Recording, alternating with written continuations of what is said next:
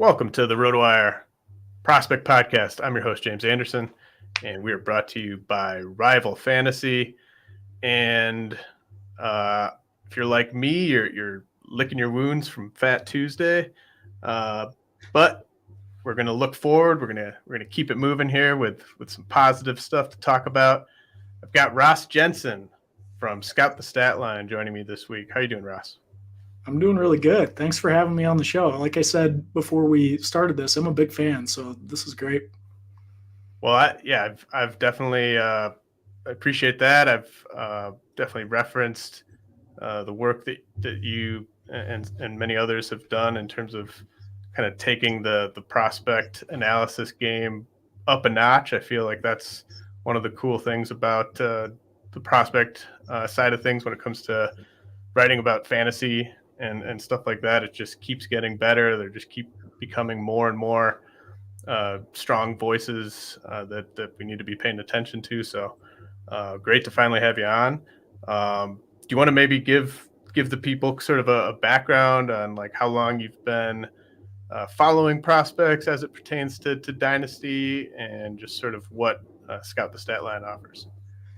Yeah, sure. I mean, I could go all the way back to when I was like a young tyke. I just was obsessed with box scores growing up.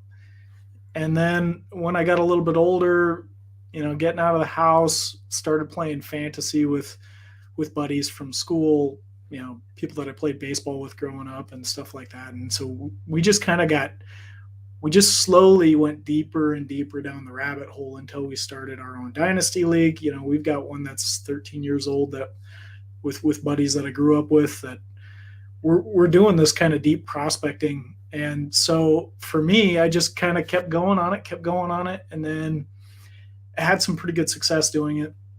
In 2019, I decided I saw an ad come across Twitter or something like that with the Dynasty Guru. I thought I would reach out and see if I could lend some of that knowledge that I've gained over the years to them.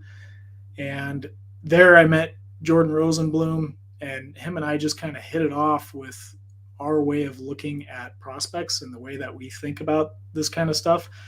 And a lot of prospect analysis for us is really about being the first to know. And so we just kind of talked through, he'd done some really great research on aging curves. And he's got an article series out there on this and minor league to major league translations. He built this cool calculator in Excel where you could just plug in minor league numbers and it would give you an expected major league result. And I loved that. I thought it was really cool. I reached out to him and we just talked through our processes a little bit. And I was like, why don't we just apply this to everybody? And then you could just go and find the guy you're looking for rather than looking up his numbers and plugging them in, because that's what everybody would end up doing anyway. So that was kind of the beginning of Scout the Statline. And then we came up with a name at some point and we just started rolling with it. Fast forward a few years now, and I think we've had some success in in helping spotlight some names early. And so we've just continued pressing forward. We started our own website about a year and a half ago. And then maybe even a little bit longer than that, about a year and a half, close to that. And we've just expanded. We've just been expanding. And now we've got podcast, we've got writers, we got all sorts of good stuff that we're trying to put out there. But yeah, just very humble beginnings and doing the best we can to give people the best information we can. That's awesome. Yeah, you guys have done great work. Jordan's great.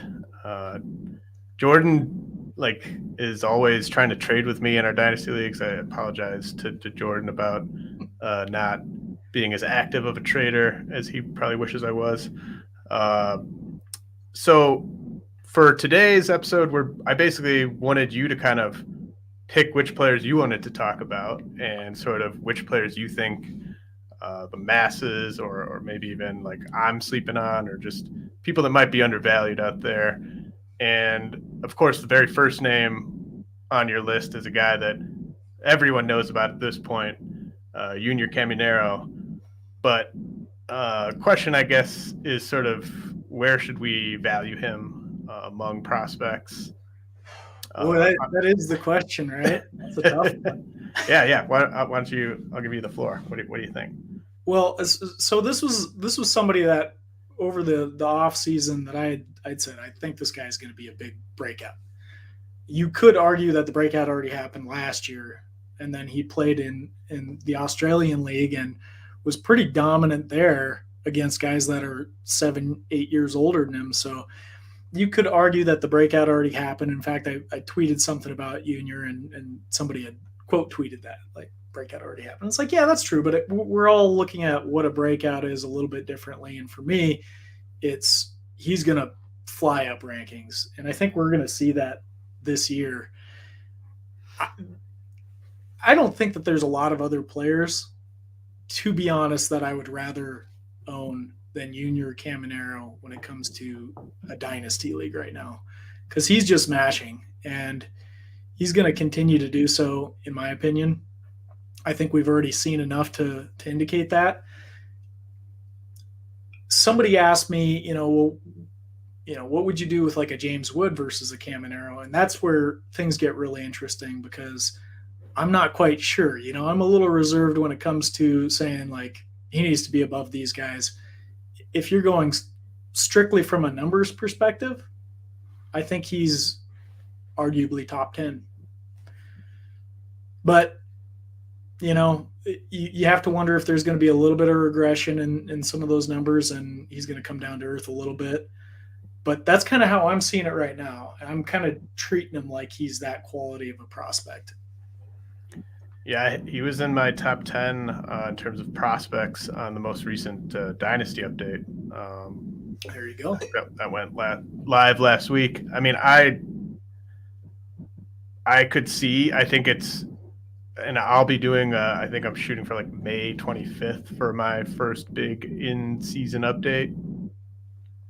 And him being the number one ranked prospect on that update in about 2 weeks is in play, I think. We can.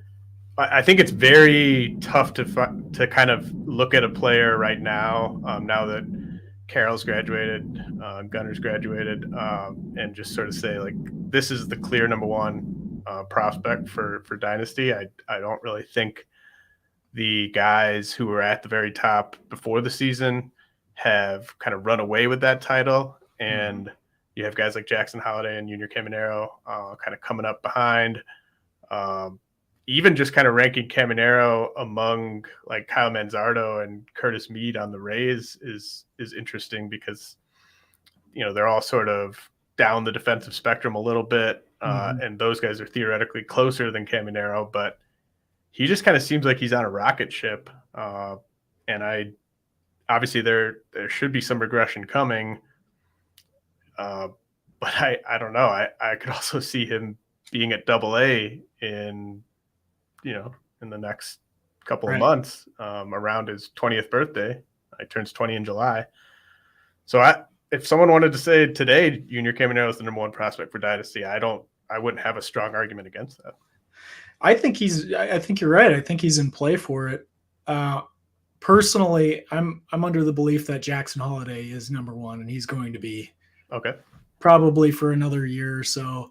Caminero's probably pretty close up there. Question for you. I mean, I haven't seen your most recent rankings list. Did you have him above James Wood? I did. I think the only part of their games where I would give Wood the edge is stolen bases, which is interesting. Yeah, I think just if we're looking at the other four categories, and regardless of whether you play batting average or OBP, I'd give Caminero either. I think it's either a tie or I give Caminero the edge, and then I also kind of gravitate more towards guys in that kind of like 5'11" to 6'3" sort of height range, when we're sort of projecting ahead. Not to say that guys that are as tall as Wood can't have a ton of success, but it's less common, and I kind of trust Caminеro's hit tool more than Wood if we're looking ahead to AA and AAA. But I did have Holiday ahead of Caminero. And I think to me, almost the difference between Holiday and Caminero is I might take Caminero over Holiday in a batting average dynasty league, and I would certainly take Holiday over Caminero in an OBP dynasty league.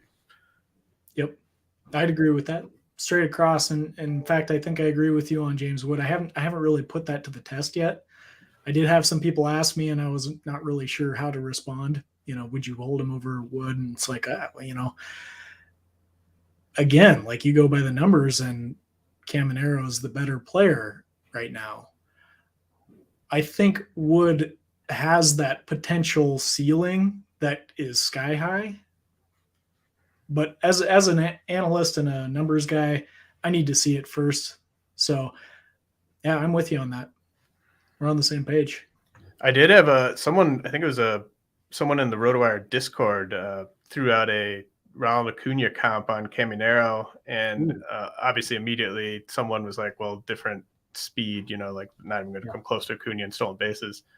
But I almost kind of understood what he was talking about if you just throw speed out and look at them as just violent sluggers at this age in the lower levels, where they just do so much damage whenever they connect.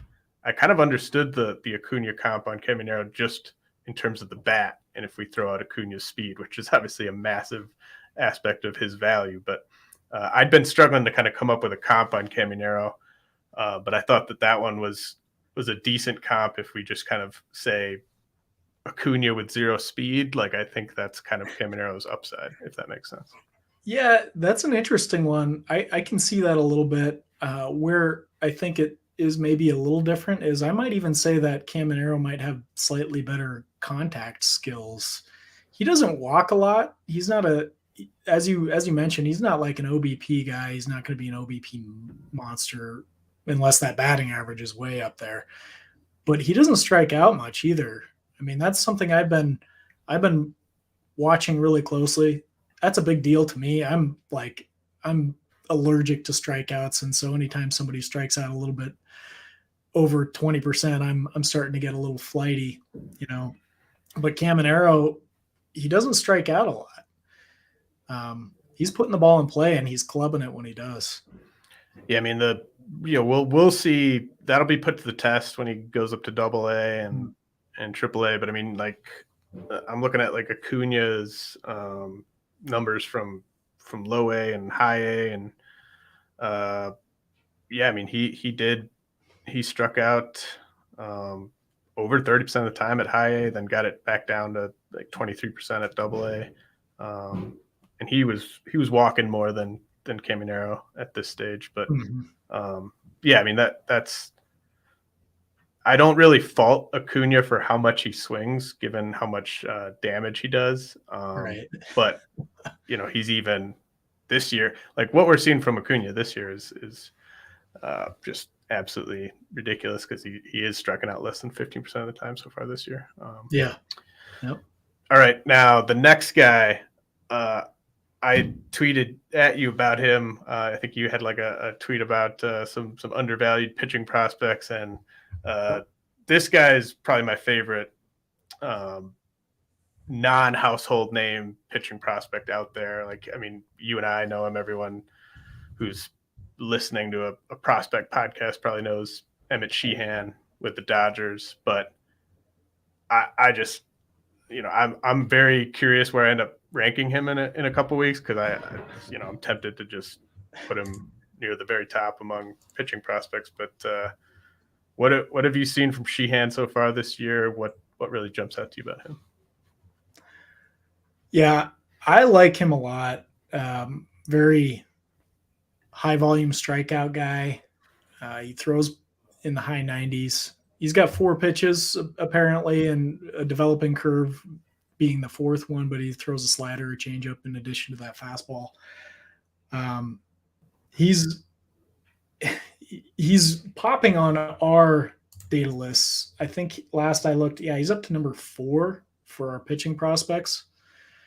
And that's telling. He projects for a peak xFIP of 3.57 with an extremely high K rate, 30% K rate, which is pretty awesome. So the reason that I wanted to talk about him was because in that tweet you had mentioned him and specifically, and I was like, yeah, I'm with you all the way. He could be a top 10 pitching prospect. That's my perspective. What do you think about Sheehan? Yeah, I think I'll say like right now, I think he is like a top 10 pitching prospect. I think he's just his fastball is such a lethal pitch, and his secondaries, like it's almost unfair how good his fastball is when you combine the velocity and the movement. I think Jeff Ponce at BA, he and I were talking about him, I think over the offseason, and we were just talking about his fastball, and it's basically like a Joe Ryan fastball, but it's upper 90s, mid to upper 90s. So it's just an elite pitch, and hitters, when he throws his off-speed stuff and they're sitting fastball, it's just, it's unfair. So I love that. A Joe Ryan, but upper 90s. That's practically unhittable. Yeah, and you look at like Gavin Stone and Bobby Miller, and like they're kind of the next wave for the Dodgers. But I mean, Emmet Sheehan's been nearly unhittable at Double-A. I think he probably splits the year between Double-A and Triple-A, but he could be a weapon for this team in some kind of role as early as like August or September if they wanted to add him to the 40-man roster. I think there were like coming into the year, I thought there was still kind of a TBD. Is this a starter or is this a reliever? He did really struggle with walks at other stages of his career, but what he's showing so far this year, career best 8.3% walk rate. If he can just kind of keep it there going forward, I think he kind of puts those concerns to rest for the time being, at least. And I thought he had a ton of value even if he ended up in the bullpen just because of how good that fastball is. But I think he's got his highest ceiling, and then you throw in the Dodger team context, I think he's got his highest ceiling as any pitcher at Double-A right now. Yeah, they're loaded with talent. I mean, you could always – I get people asking me these questions a lot with the Dodgers. It's like, well, where do they play? And it's like, I don't know. If he's good enough, he'll get in there. And if not, maybe they'll trade him. I don't worry too much about that with prospects in general. Sheehan will find a place with him, I think.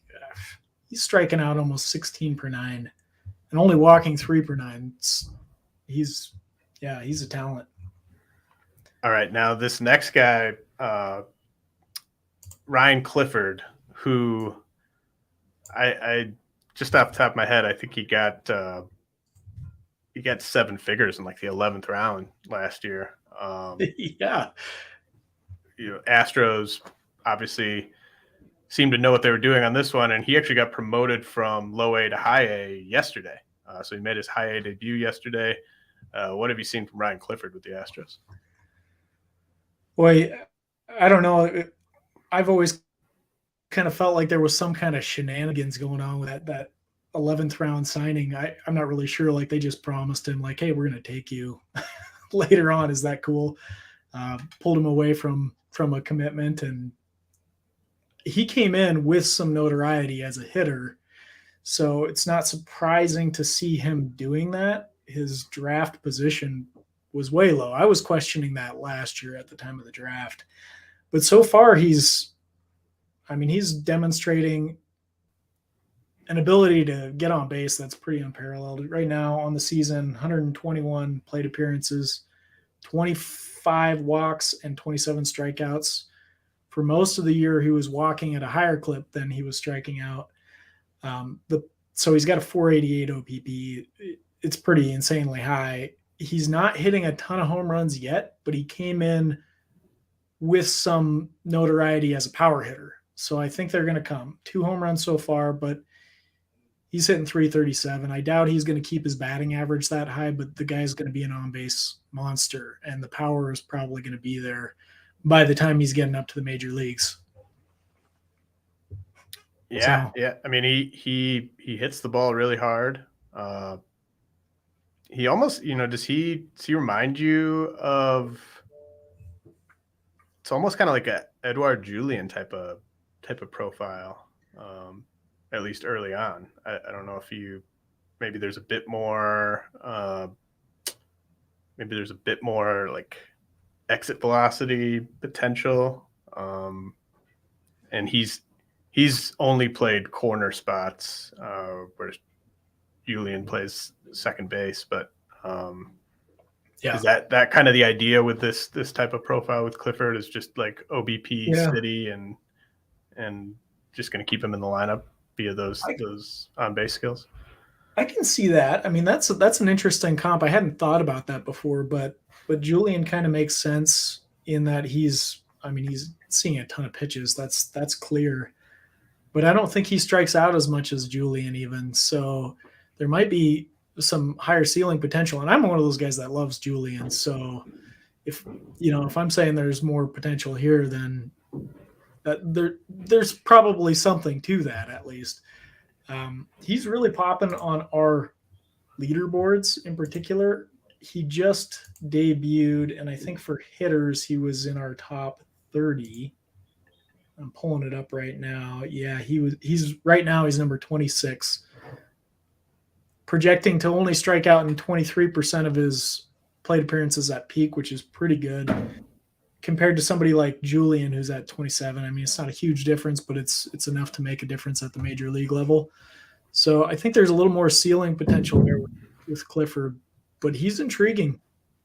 He's going to be one of those guys that opposing pitchers are going to hate just because he's waiting for that right pitch, kind of like in a Juan Soto, not comparing him to Juan Soto by any stretch of the imagination, but where he's going to make you pitch to him.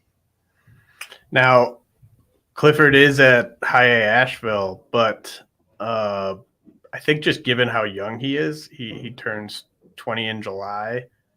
I will probably put more stock into what he does in that hitter-friendly park than if he was like a 23-year-old.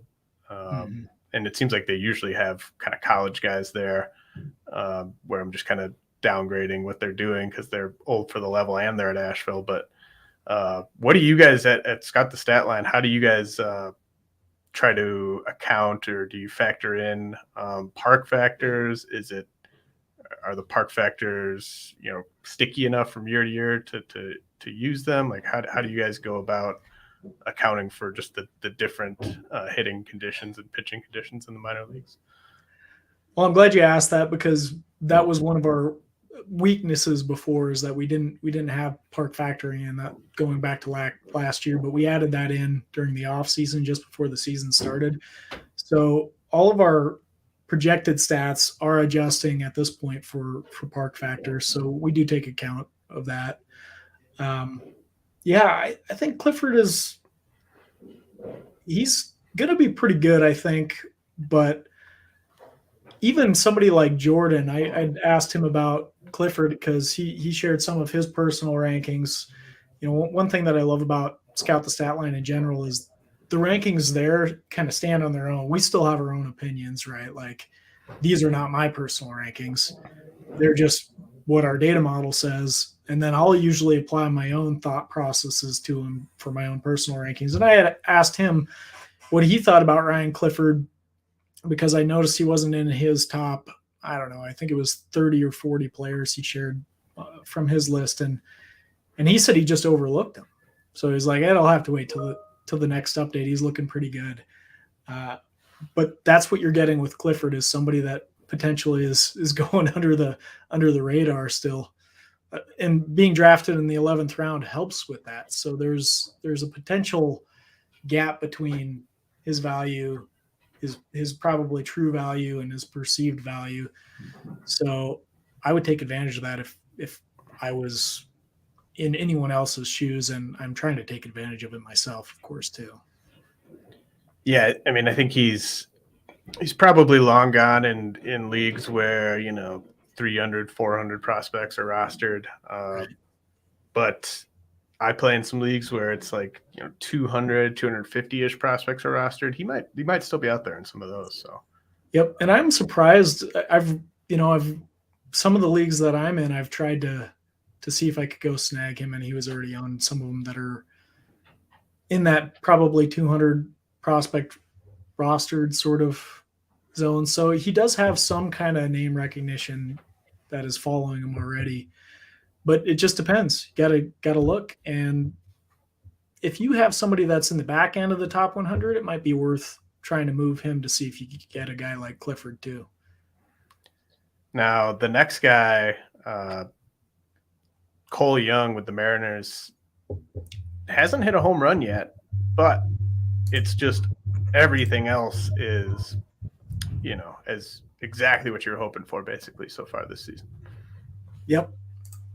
So he's kind of in the same vein a little bit. I mean, totally different types of players, so I'm not trying to compare them. But as Ryan Clifford, he's popping. The power hasn't quite shown up. He did hit 2 home runs last year in just 71 plate appearances. So I think it'll show up eventually. More walks than he's struck out on the season so far. Yeah, everything looks great. Similar kind of age. He's a little bit younger, if I remember correctly, than Ryan Clifford, but they're pretty close in age. Yeah, he's just a guy I really like. In fact, I had an interesting deal this offseason in one of my leagues where I traded Ryan Clifford and a pick, I think, for Cole Young. And now I'm not sure if that was the right deal or not, but I'm glad that I've got Cole Young nonetheless. Yeah, that's a complex one because I think Clifford's bat is maybe looking a little bit better, but the nice thing about Cole Young is his glove is, that's going to be part of the package that gets him into the big league lineup. And I'm not really buying he's got 9 steals in 27 games. I don't really think that that's indicative of what to expect from Cole Young. But he could at least chip in some steals, whereas Clifford probably more of a 4-category guy. And that actually, I think you and I maybe had a conversation on Twitter a year or two ago just about, and actually I think it might have even been about Julian, but how do you guys go about, because I think stolen bases are one of the big things where some sort of statistical looking ahead from what a guy did in the minors to what he might do in the majors, I see a lot of flaws in logic in terms of really relying on the minor league stolen base totals just by themselves. But what do you guys just kind of assume?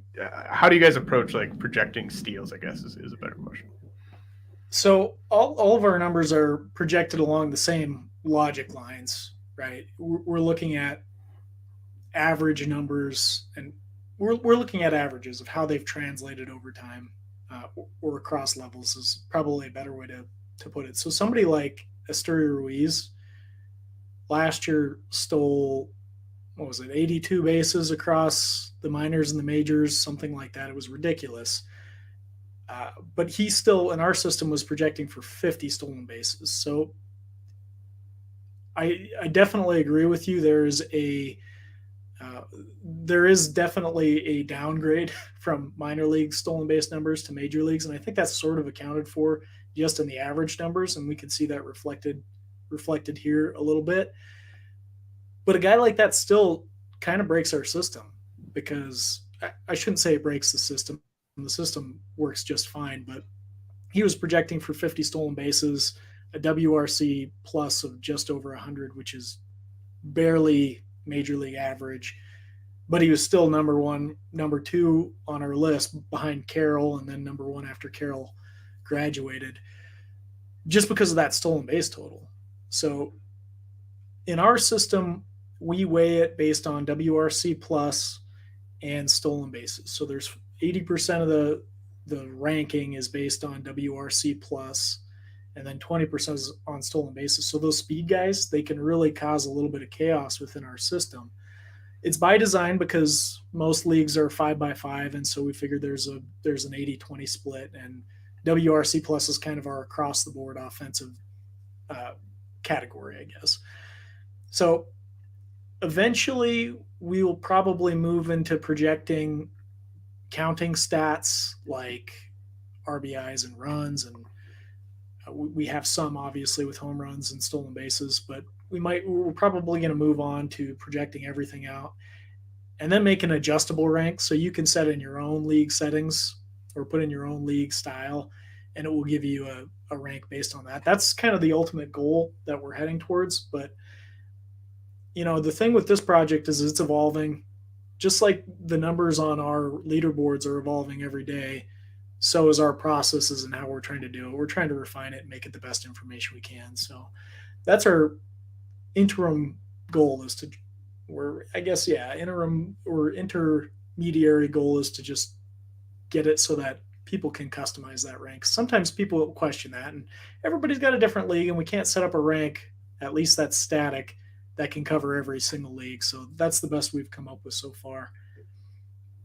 Yeah, I like that. I think that sounds good. And you, like you said, like you have the like the rankings that the computer kind of spits out, but then you and Jordan can kind of put your own spin on it with just looking at certain, because it's, obviously with like an Asturi Ruiz, no one's saying that Asturi Ruiz isn't going to steal a bunch of bases in the majors.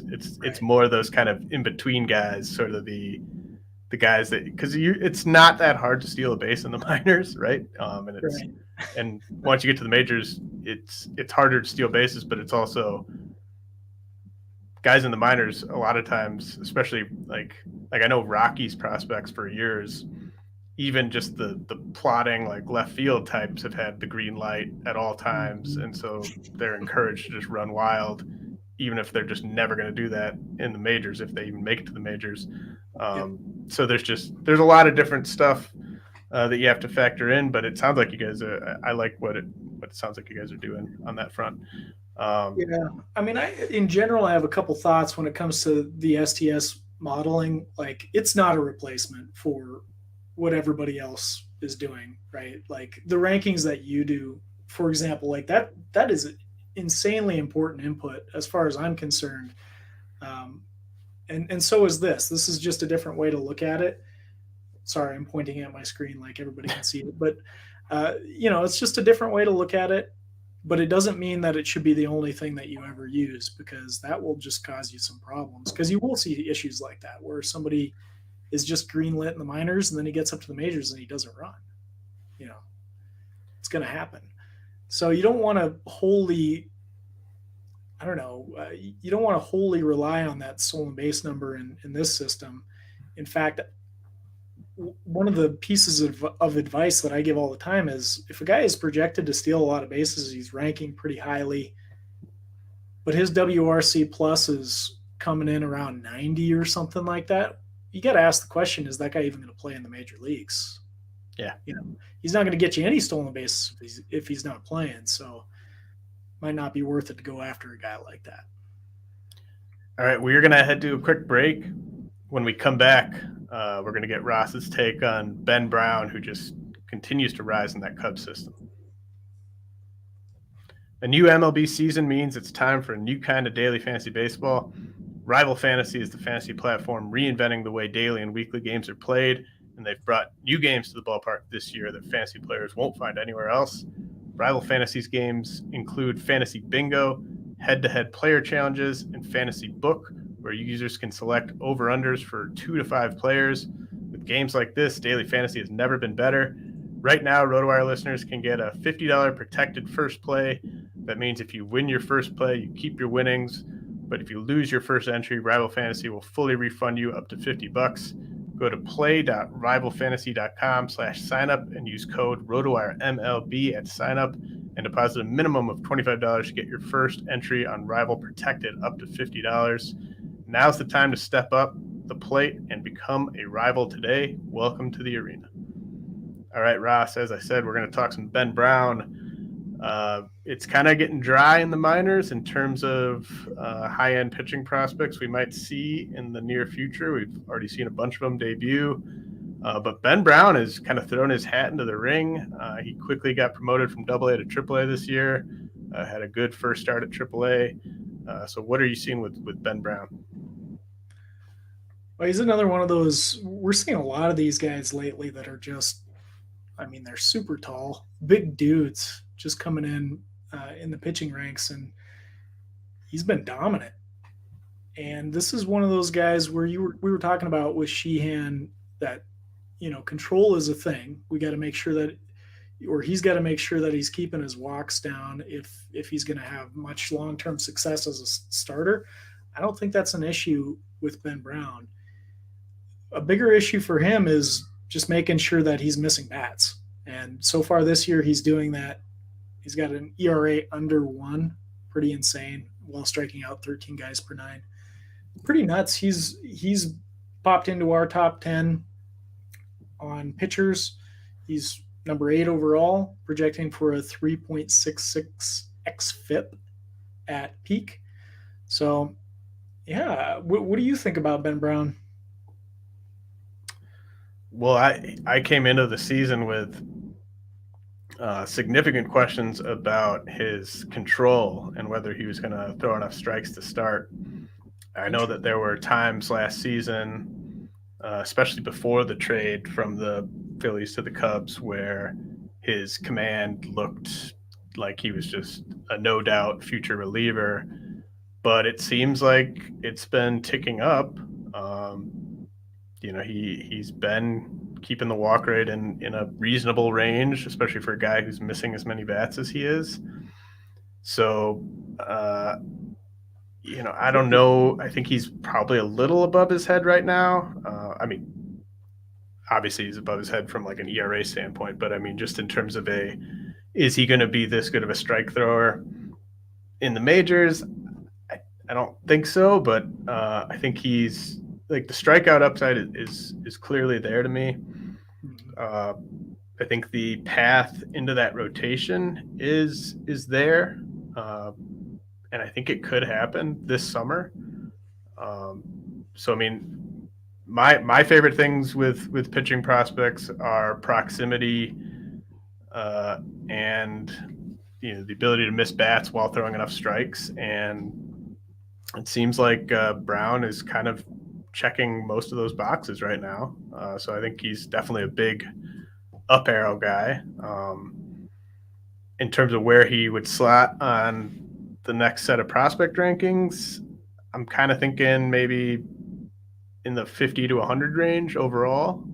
Does that sound like a reasonable spot to you? I think that sounds about right to me. But as a guy coming in without really being on many top 100 lists, I'd say that's pretty notable movement too. So that's interesting that you saw him more as a control guy. Was that from watching him in person or in games? Well, I remember talking to Chris Blessing of Baseball HQ. I think he'd seen Brown in person, and he just couldn't throw any strikes when Chris saw him. I think it was maybe an issue that was a bigger thing for him early last season, but there's also the aspect of, the Phillies traded him, and I can't even remember what that trade was. I don't think they got anything back really. That was the Robertson trade. So they basically the Phillies traded Ben Brown for 2 months of David Robertson last year. So that kind of reinforced. I was just kind of like, well, yeah, you're not trading a guy that has sort of mid-rotation, like big-time strikeout type of upside. I mean, he was, at AA or I think close to AA when they traded him. So yep. You don't usually see guys that teams are confident in being a legitimate starting pitcher getting traded for 2 months of a guy, but teams make mistakes all the time. Like, the Rays traded Joe Ryan for 2 bad months of Nelson Cruz back in the day. So that doesn't. Yeah, I think we got to move on from that bias. So I just think it was a heck of a move by the Cubs to get him, and yeah, I think he's just kind of we'll see where it goes, but I think he's looking like a high strikeout starting pitcher. Maybe the whip is kind of his weakest of the 4 starting pitching stats when it's all said and done, but I think it's trending up to the point where I think he is a starting pitcher. Yeah, and I can see that a little bit just looking through his profile, where he was moved from the Phillies to the Cubs. They bumped him up to Double-A right away, and I think he was maybe playing a little above his level at that point, because the walk rate did increase, and his numbers, minus the strikeout rate, which stayed pretty stable, definitely took a hit, it looks like to me. So yeah, there might have been some issues there. It looks like he was getting knocked around to me, just not missing bats after that trade. But, that happens a lot with these guys, where it's like a change of environment. It's tough, and of course moving up a level doesn't make it any easier either. No. We've seen that like Robert Gosser with the Brewers. They kind of pushed him aggressively, and he ran into some issues with throwing strikes and stuff. This next guy we're going to talk about, Carlos Jorge, really excellent results in the DSL and in complex ball.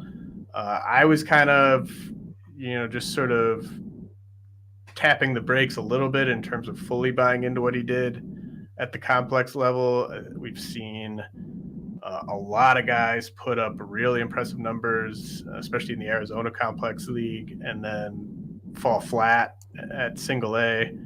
And it's kind of been the opposite for Jorge. He's been even better at single A than he was in complex ball. So how high are you on Carlos Jorge? Boy, I am with you 100%.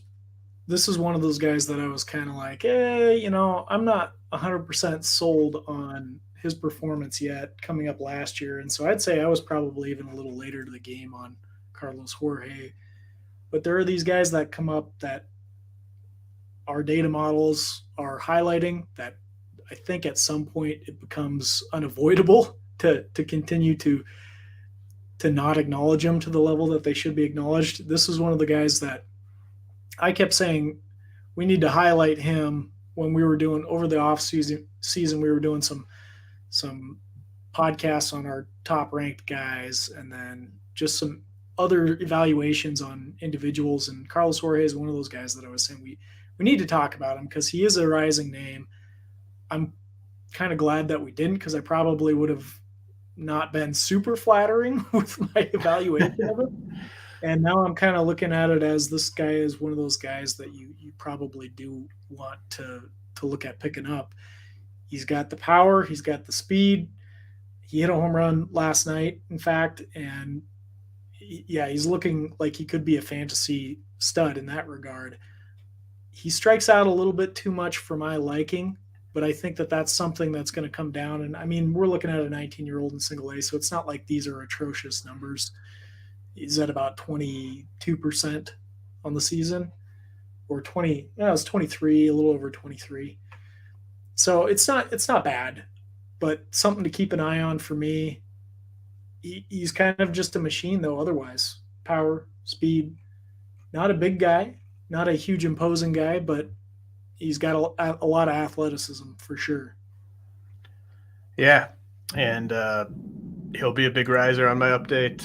I think he's kind of a borderline top 100 guy right now, and he's been doing the lift and pull, which you definitely got to do if you're a 5'10" second baseman, and it's been working for him. And I'm with you though on the strikeouts. Like, very, very impressive to lower your strikeout rate when you go from the ACL to the Florida State League, but it's still just 24 games.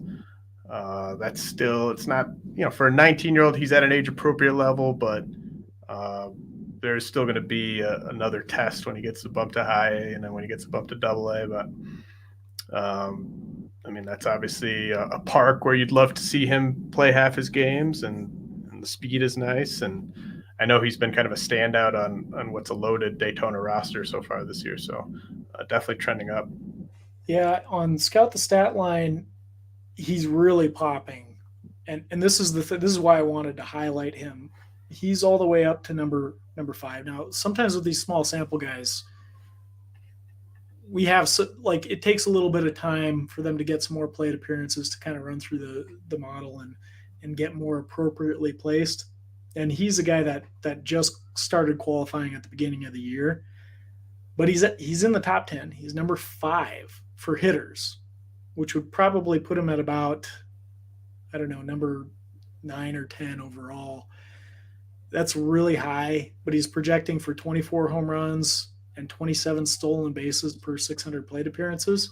So he's got the power and the speed in spades. It's just, I mean, seeing more of it and seeing it at higher levels is going to be critical with this guy. Sometimes the small samples can be a strength because we're seeing guys that are, you know, before everyone is really taking notice of them, they're rising up. But then other times it's kind of, you know, there's an issue with that because they might just be on a hot streak. I don't think that's the case with Carlos Jorge here.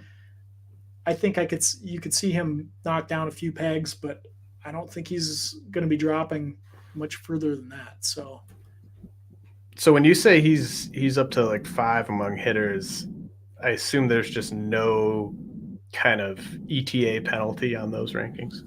No. It's just straight peak production, expected peak production. Yep. Now that's definitely a factor that you'd want to layer in on this. I guess it's something we could work in. I had never really occurred to me to look at that within our data model, but maybe we could. Well, and I guess, I mean, I think like something almost needs to be in there just because it's way easier to put up really impressive numbers when you've only faced rookie pitchers and rookie level pitchers and single A pitchers.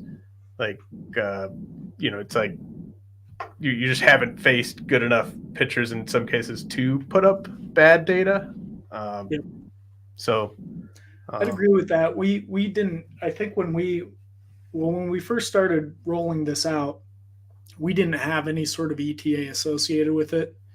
So I think that's probably why since then that was a request and something we've implemented. So, it's something we could do. I'll have to talk with Jordan about that. Maybe it's something we factor in there.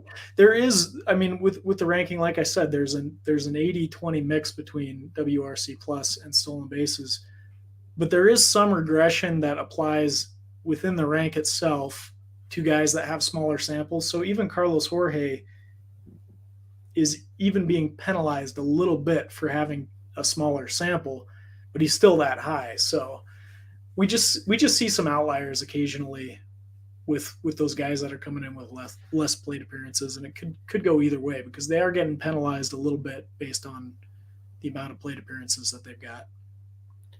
All right, so we've talked about 6 guys so far.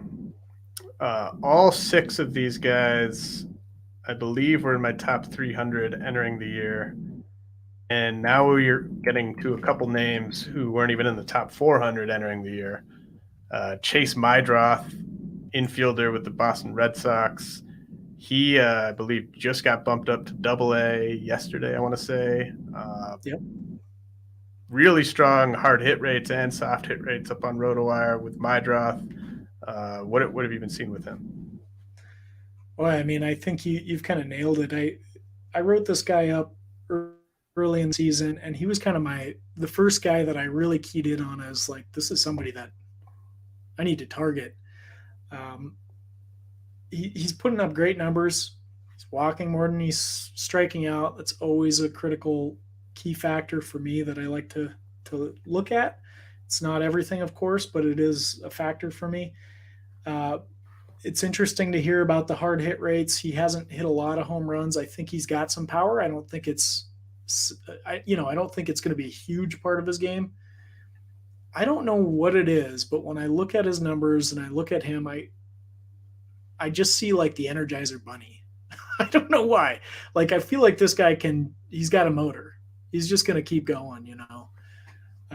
So he's somebody I'm interested in. He's putting up huge OBP numbers this year. He's got a 495 OBP. So if you are in an OBP league, this is somebody you should probably cue in on. Even if he's not hitting a ton of home runs or stealing a lot of bases, which I think he'll do decent with both, but not great. He's still somebody you want to have your attention on. How do you compare him to his new AA teammate Nick Yorke? Both guys who are very much bat over glove infield prospects. You could maybe even argue that there might only be room for one of those guys. How do you compare Meidroth with Nick Yorke? Well, that's an interesting one. I'm glad you bring up Nick Yorke because I know I've seen some of your tweets on Yorke, and his debut was incredible. He was a guy that I tried to acquire everywhere, and then last year was just such a disappointment, dealing with a lot of health issues. It seems like he's bouncing back this year. I'm still not, he's maybe somewhere in between. I don't know. Somewhere in between his debut and how he did last year. I think he's maybe a notch above that, the true Nick Yorke, but he's such a hard player to value. I'm curious. I want to hear your take on him in general because I'm still not sure what to think. I tweeted that it looked to me earlier in the year, a week or two ago, that last year was looking more like the outlier. Mm-hmm. And now I'm looking at it, I'm reflecting a little bit again, and it kind of looks like he's sort of in between, or maybe he's closer to that debut, but he's just playing at AA now, and the numbers aren't quite as strong. If you had to pick between Yorke and Meidroth, I think you'd probably go with Meidroth right now, but it's close. I think that it would be real close. What do you think?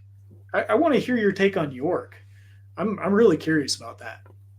Well, so I think I overrated Yorke after the 2021 season. I think I had him in my top 20, certainly top 25 that off season. I think even back then, we're still kind of adjusting to the new sort of realities of the minor leagues with them getting rid of short season ball, and I think low A was an easier level to put up good numbers at back then than I think I realized. And then, probably didn't quite factor in enough his luck on balls in play at high A.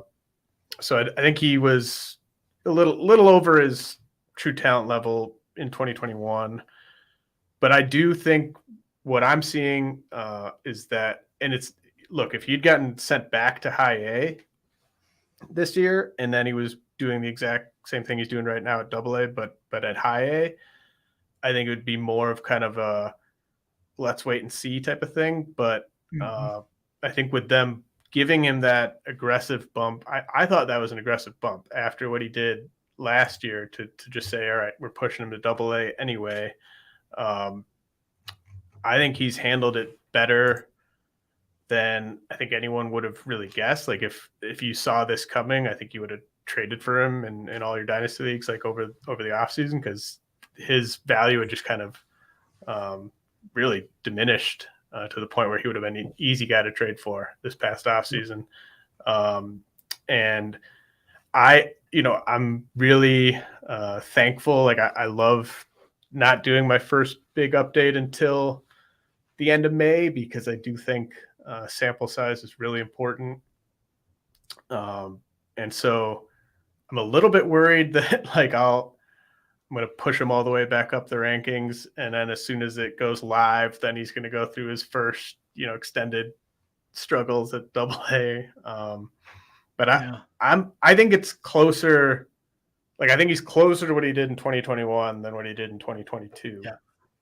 And the tough thing is just sort of, and I get asked about like everyone looks at Nick Yorke as sort of a low upside, high floor fantasy prospect. I think there's more upside there than people maybe give him credit for, just because, like, just if the bat's as special as I think it could be, there just aren't many guys that are sort of like 280 hitters with like a 400 OBP with like 20 plus homer power. Like, that might sound like a high floor, low ceiling guy, but there just aren't many guys like that. And it's if you're that good a hitter, you're always going to be hitting top third of the lineup. So I'm buying back in on Yorke. I'm very bullish on him at this point. I will have him. And I think I mentioned this to a reader who was asking about Meidroth versus Yorke. Like, they paid Yorke 10 times as much in the draft as they paid Meidroth. So they've got a lot more invested in Yorke. And so I could see, I think it's more likely that he's kind of given a chance to play every day early on than Meidroth. And maybe Meidroth kind of breaks in sort of a utility role and has to kind of earn more playing time from there. But I'm interested to sort of see how Yorke does over the next couple of weeks. But generally, I'm much closer to him being like back into the top 50 than needing to see much more than this. I think that's a pretty persuasive argument, and I probably agree with all those statements. And I mean, you've got Yorke doing what he's doing at AA, and that's a factor, obviously. So it remains to be seen how Meidroth is going to do this when he's at that level. Another thing we didn't even mention was the fall league that Yorke had put together, which was a lot closer to his debut as well. And I mean, I'm a big fan of him. I really am. And I hope that he is the player that we thought he was in 2021. I don't know that I'm quite seeing it yet, but it's at least a lot closer. It's a lot closer to that than it is to what he was last year. That's for sure. I think top 50 might make sense. I mean, I'm probably like high on him compared to everyone else that, saying that he might be top 50. I'd be much more persuaded myself if he was a good defender. Like, if I knew that Nick Yorke was going to play like above average defense at second base, I would feel very confident in him as a top 50 guy. But the fact that he's potentially we might not even be able to play him at second base thing, like that, to me, that's the biggest negative in his profile by a lot. Like, I think I'm pretty convinced that this is a future everyday bat if there's a spot for the glove. And teams there's only one DH spot, there's only one first base spot, and Tristan Casas is going to be playing in one of those spots for this team. Yep. And so I think that's kind of the big sort of wild card with Yorke to me, is just how iffy the defense is. But I really like what I'm seeing with him offensively. Do you recall where you had him for second base rankings yourself? So like coming in or yeah, sorry to put you on the spot. Yeah, yeah, I can look that up right now. I had him at number. I want to say I had him at number 2, despite the bad season, just because I thought there was a lot of bad luck and injury issues, and also the position is just so weak. So there's just nothing out there. I had him at 6, but I had him behind Miguel Vargas, Curtis Mead, Termar Johnson, Connor Norby, and Edward Julian. So yep. I don't know if you had Mead or Vargas at different positions. I did. I had them at third base, I think. So okay. So I mean, those two, but then like I think I would have Yorke ahead of Tamar Johnson right now. I'd probably still have Connor Norby ahead of him. I'd still have Julian ahead of him. Looking at other second basemen behind him. I mean, Carlos Jorge is probably closing in on that top 5. Creeping up there. Yeah, second base is kind of a tough one in the minor leagues because those guys are playing shortstop. Yeah. And then they get swapped over to second when they're in the majors if they got somebody better defensively ahead of them. So I think it's a really tough position, but if we're just looking at a top 10 there, I would still think Yorke is one of your best options. You're right about the defense. It's clearly something to look out for. I think from an offensive ceiling perspective, I could almost see Yorke. This is a really, this isn't the brightest sort of comp because he's also a Red Sox second baseman, but I could see kind of like an offensive ceiling of like a Dustin Pedroia with less on the stolen base side of things. Maybe a tick more power, but pretty close. I could see something like that strictly from an offensive profile standpoint. Does he get to play like that? I mean, Pedroia was obviously a good defender, so they're very different in that regard. But he's somebody I'm interested in, and I still think he could be a really good contributor. Yeah, I always end up kind of comparing him to. I mean, I think the Pedroia one is solid. I always end up kind of comparing him to like Justin Turner or Anthony Rendon type of 4-category third base guys, where it's not like 30 homer power on a consistent basis, but it's 25 homers, really good average, really good OBP, that type of thing. Yep. Yeah, I'd agree with that. As far as him and Meidroth go, is he gonna? I could see them sliding Meidroth to a different position. He's already playing some third base before they called him up, so maybe they're going to put him over there. We'll see.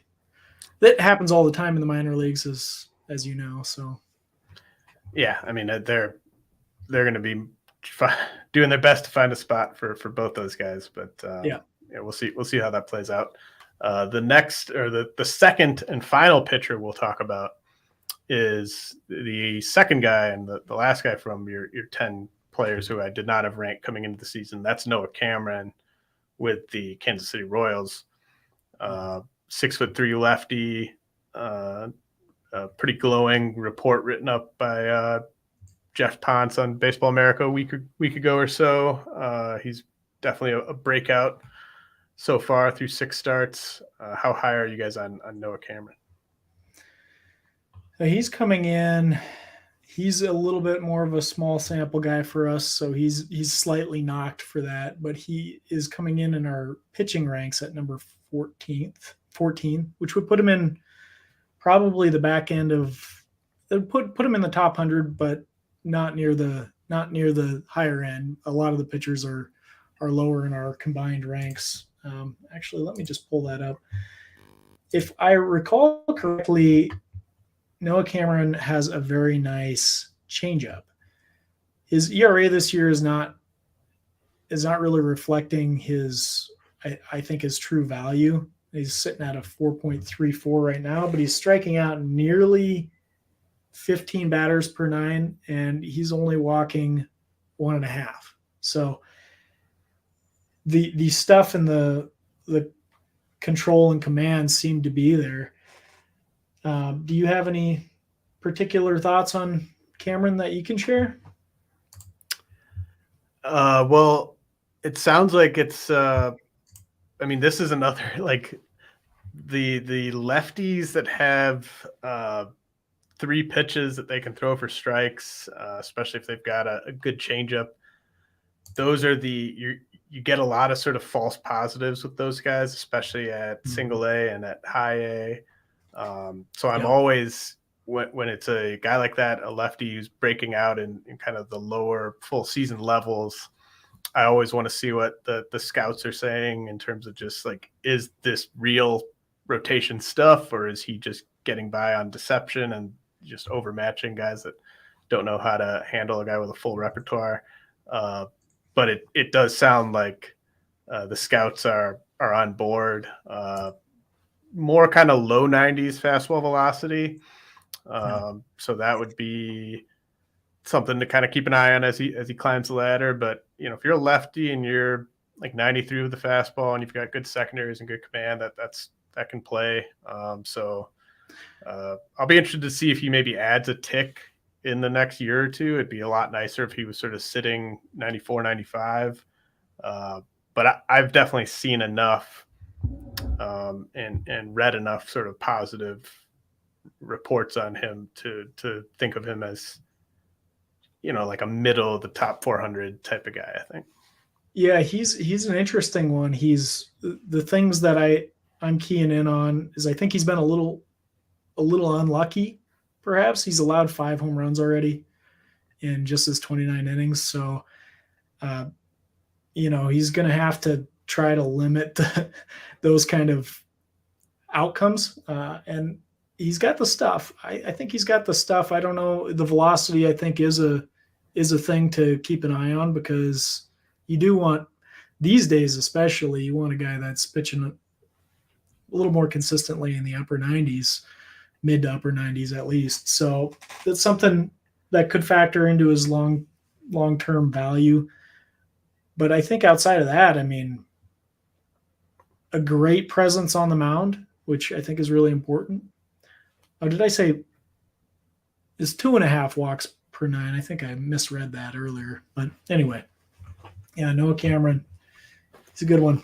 Well, he's never had a strikeout minus walk rate below 25% as a pro. So still, I think he probably gets a bump to AA. I would think almost before the end of the month. He's made 15 starts at high A dating back to last year. So you'd think it'd have to come pretty soon. Yeah. He should get a push here. Let's talk about these last two guys together, Edgar, Quero, and Dalton rushing. Everyone knows about these guys. A lot of where you sort of value Edgar, Quero, and Dalton rushing sort of depends on your philosophy with ranking catching prospects, something that I struggle with. And I'm very upfront with my struggles with, how to sort of tax catching prospects in my kind of general philosophy about devaluing them. But is this, should we talk about these guys specifically first, or do you want to just jump right into sort of your sort of stance on how to value catching prospects? Yeah, sure. I'll talk about that. Catchers are really tough for me in general too, just like they are for you. One thing that I appreciate about the Scout the Statline models is they don't really care about the position. They're just saying how good does this guy hit. So I do think we have a wave of good, valuable catchers coming up. Whether they're going to stick in that position or not is uncertain. Some of these guys are so good at hitting that they might not want to put him behind the plate. They might want to move him to first base or left field.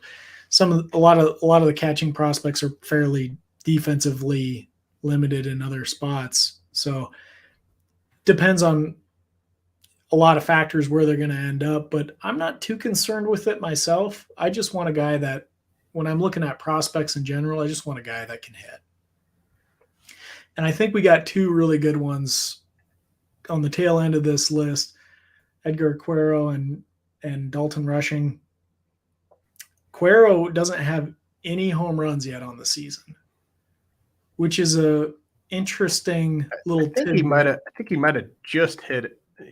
He just hit one. I thought I saw that. I think he hit one maybe last night. Last night? Oh, okay. Yeah. Yep.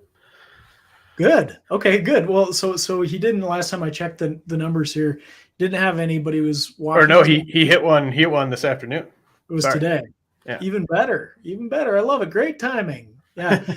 I've been saying this about him, the power will come. He hit with good power over the last 2 years. So I had no doubt about that. But this guy surprised everybody being bumped up to AA this year, I think. I don't think there was a lot of people that were expecting that. And I think it shows that the Angels believe in him. And I think he's risen to the level really well. I mean, nobody is overpowering him at this point. Even though he hasn't been hitting with the power that people were expecting, his OBP prior to today was 473. Slugging percentage was lower. 414 is going to be a little higher now, which is awesome. But I think he's going to be a good hitter. They'll find a place to play him. It sounds like he's not very good behind the plate, so it might not be as a catcher. Yeah, I mean, with both these guys, I'd be kind of rooting for them to be moved off the position. And Dalton Rushing's already playing some first base, which I really like to see. Yep. It's funny. It's funny we're going to talking about how good Edgar Quero's been, and Dalton Rushing's putting up ridiculous numbers. And then it's like Dalton Rushing's 22 and he's at high A, and Edgar Quero is 20 and he's at AA. So it's just, it's kind of, it should be backwards. We should be talking about Quero at high A and Rushing at AA, but yeah, I think it's just kind of, it's just really challenging because in my dynasty leagues, at least, like for instance, Creed Willems with the Orioles, he's just been kind of a super obvious pop-up guy this year, but in all my dynasty leagues, he just lasted out there on waivers much longer than he would have if he was a non-catcher. And Creed Willems is barely a catcher, I would say. He's kind of like a DH essentially. But I mean, anyway, part of my argument against overvaluing the Queros and the Rushings is that it seems like every year there are more Queros and Rushings just kind of popping up, and you can just get them. Like anyone could have added Creed Willems in their dynasty leagues in April, and then they could be like, "Well, I've got a great catching prospect." And you could have done the same with Quero last year. And if you just keep adding these guys, like you could add Yainer Fernandez, who I really like at high A for the Dodgers as well.